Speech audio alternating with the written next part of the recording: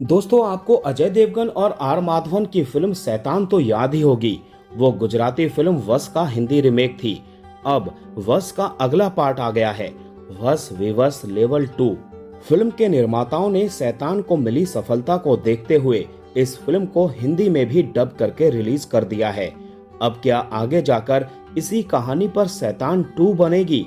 खैर, ये तो अजय देवगन ही जाने, लेकिन आप जानिए कैसी है वश विवश लेवल 2। फिल्म की कहानी शुरू होती है एक गर्ल्स स्कूल से, जहां सभी छात्राएं स्कूल पहुंचती हैं। इसके बाद लगभग 100 लड़कियां एक साथ लंच करती हैं। उनके लंच करने के साथ ही शुरू हो जाता है वशीकरण का खौफनाक खेल। अचानक से 10 लड़कियां स्कूल की छत पर पहुंच जाती हैं और वहां से नीचे कूदने के लिए तैयार खड़ी रहती है। स्कूल की प्रिंसिपल, स्टाफ और गार्ड उन्हें रोकने की कोशिश करते हैं, लेकिन वो नहीं सुनती और कूदने की धमकी भी देती है। लड़कियां बताती हैं कि वो किसी अंकल की बात सुन रही हैं और वो जो कुछ भी उनसे कहेंगे वो उन्हें करना पड़ेगा।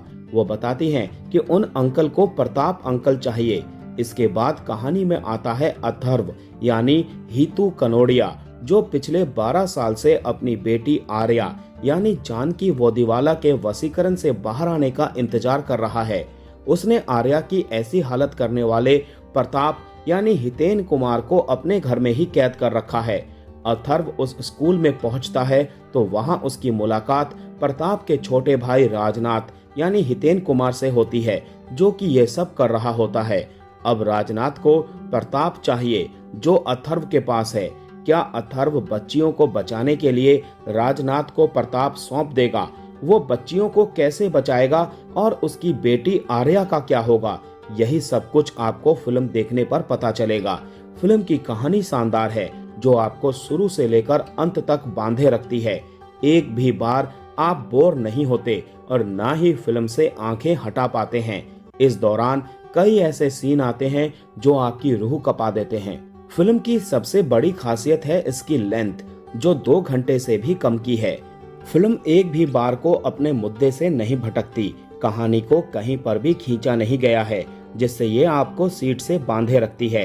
कई खौफनाक सीन भी इस बीच नजर आते हैं। वश में जहां सिर्फ एक परिवार की कहानी थी, वहीं इस बार लेवल 2 में पूरे स्कूल की 100 से ज्यादा लड़कियां मुश्किल में हैं। आप इंतजार करते रहते हैं कि इस बार ये खौफनाक खेल और किस हद तक जाएगा। हालांकि फिल्म एकदम से खत्म हो जाती है और अंत में वो छाप नहीं छोड़ पाती जो शुरुआत में बनाती है।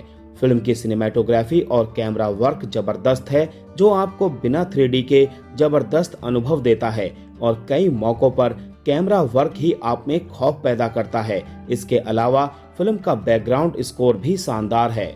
फिल्म में सभी ने अपने अपने किरदार के साथ इंसाफ किया है, लेकिन अगर किसी ने सबसे गहरी छाप छोड़ी है तो वो है जानकी बोदीवाला। वश के लिए बेस्ट सपोर्टिंग एक्ट्रेस का नेशनल अवार्ड जीतने के बाद इस फिल्म में भी उन्होंने कम समय में ही दमदार अभिनय किया है। कमाल की बात यह है कि पूरी फिल्म में उनका कोई बड़ा डायलॉग नहीं है, सीन भी सिर्फ 3 ही हैं।